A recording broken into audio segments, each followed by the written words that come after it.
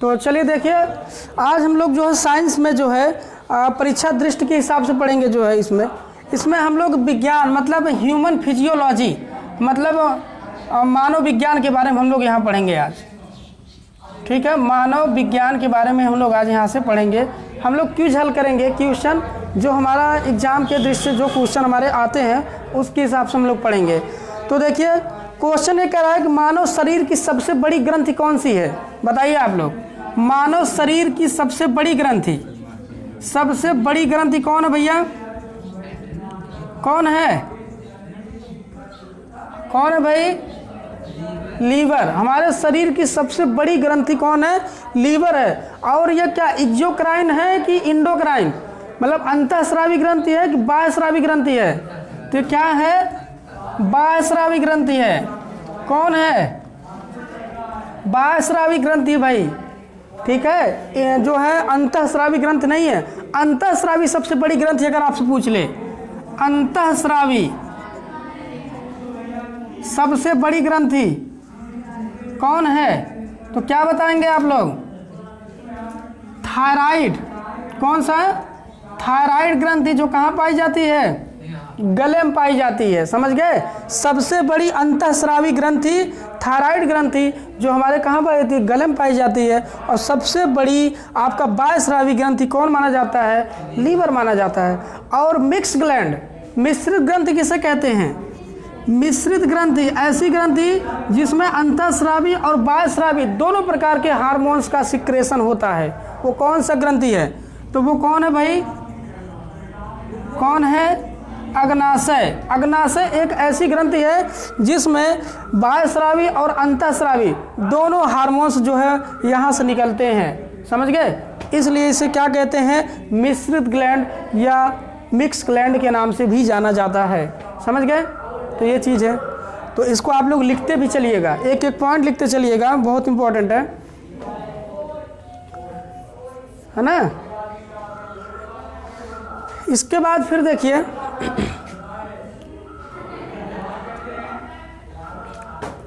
यकृत में ग्लूकोज का ग्लाइकोजन में परिवर्तन होता है।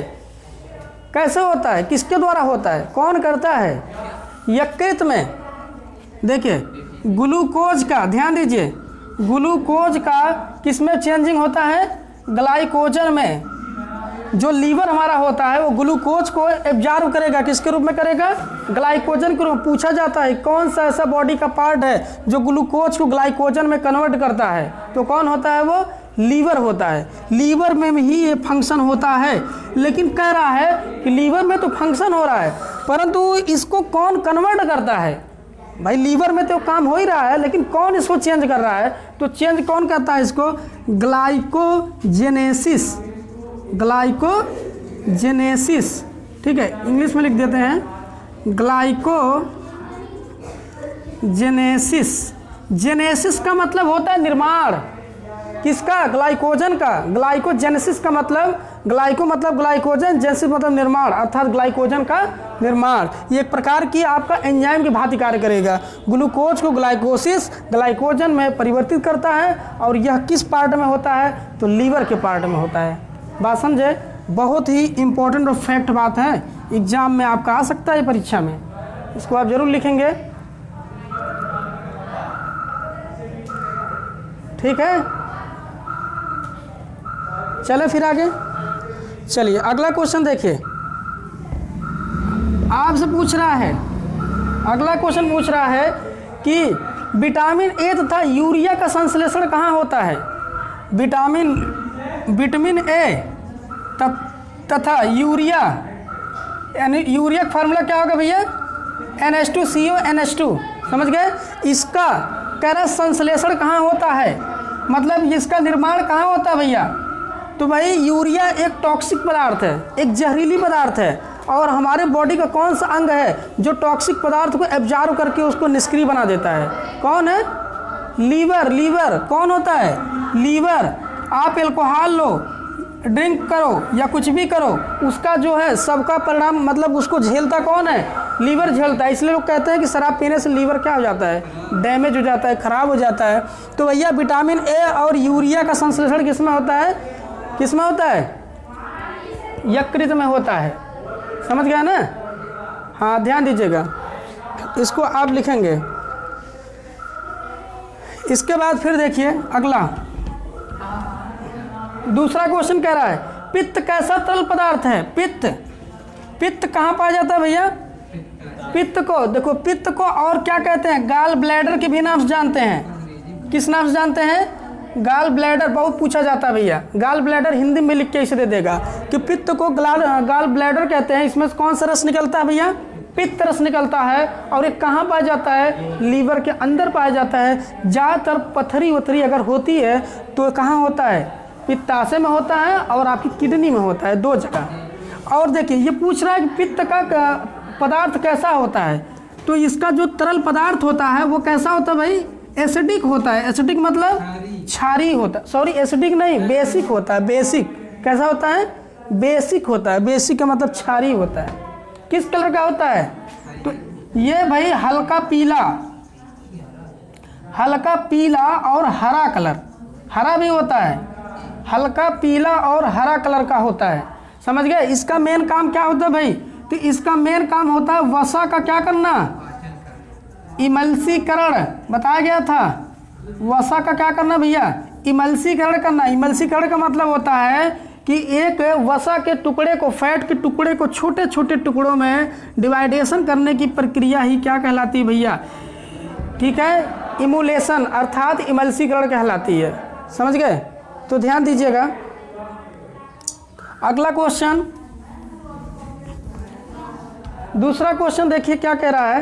कह रहा है कि मानव शरीर का सबसे कठोर भाग कौन है? दांत का सबसे कठोर पूछ रहा है। तो दांत का सबसे कठोर भाग, मानव शरीर के दांत का सबसे कठोर भाग कौन होता है भाई? कौन होता है? इनेमल। कौन होता है? इनेमल होता है। ध्यान दीजिएगा, इनेमल लिखते चलिए ना फटाफट। इनेमल, ठीक है। इसके बाद मनुष्य में पसलियों की संख्या, पसली मतलब रिप्स होता है, ये वाला है ना। इसे कितने जोड़ी? तो रिप्स का जोड़ी होता है पसली। रिप्स का मतलब क्या होता है? पसली। कै जोड़ी होता है? तो 12 जोड़ी। 12 जोड़ी का मतलब कितनी हड्डी होती है भैया? 24 रिप्स होता है। कितना? 24 रिप्स होता है। ठीक है, हो गया। कौन सी एंजाइम स्टार्च को, कौन सी एंजाइम स्टार्च को शर्करा में बदलती है? स्टार्च को किसमें? शर्करा में बदलती है। तो कौन एंजाइम है भैया? कौन एंजाइम? टाइलिन। हम लोग जो भोजन पहले लेते हैं वो किस रूप में लेते हैं? स्टार्च के रूप में। चावल रोटी जो भी लेते हैं तो टाइलिन नामक एंजाइम मुख में मिलती है, वो उसको शर्करा में क्या कर देगी? कन्वर्ट कर देती है। समझ गए? पचे हुए पोषक पदार्थों का अवशोषण होता है जो हमारे भोजन पूरे भोजन का पाचन कहाँ हो जाता है? छोटी आंत में। अब वही वो पूछ रहा कि पचे हुए पोषक पदार्थों का अवशोषण, एब्जॉर्ब कहाँ होता है? जो पचे हुए हमारे पोषक पदार्थ होते हैं वो एब्जॉर्ब होकर ब्लड में चले जाते हैं। तो किस भाग से होकर जाते हैं वो? तो लिख लीजिए, पचे हुए भोजन का अवशोषण किस भाग से होता है? तो जिस भाग में पूर्ण पाचन होता है बस उसी भाग में होता है। पचे हुए भोजन का अवशोषण कहाँ होता है भैया? स्मॉल इंटेस्टाइन अर्थात छोटी आंत में होता है। छोटी आंत में एब्जॉर्ब हो जाता है। ठीक है,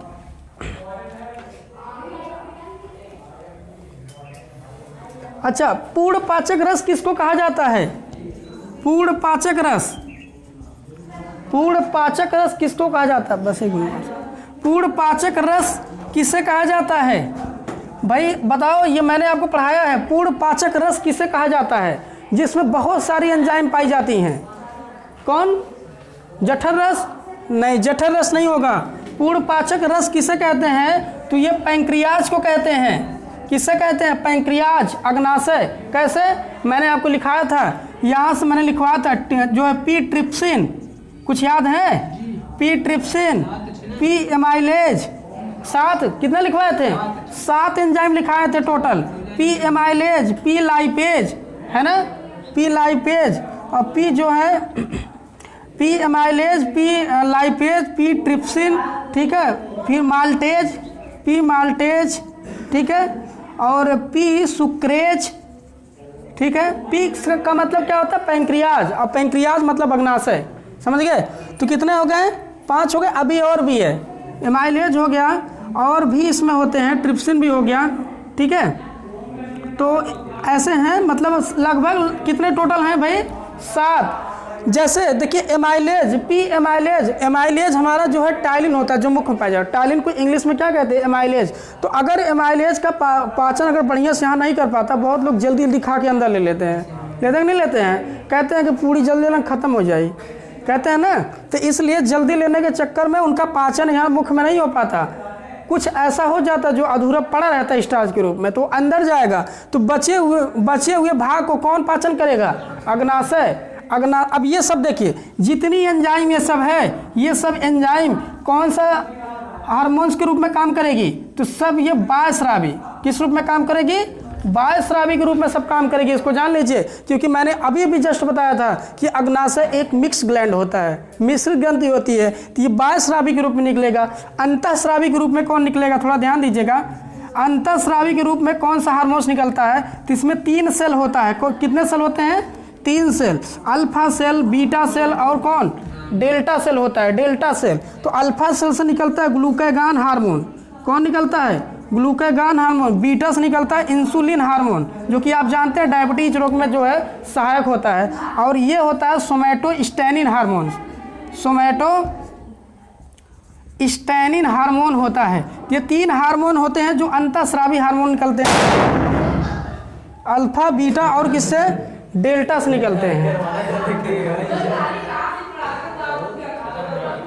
तो ये निकलते हैं, ठीक है, ध्यान दीजिए। तो ग्लूकागॉन, इंसुलिन, सोमैटोस्टैनिन 3 हार्मोन अंतःस्रावी से निकलते हैं, ठीक है।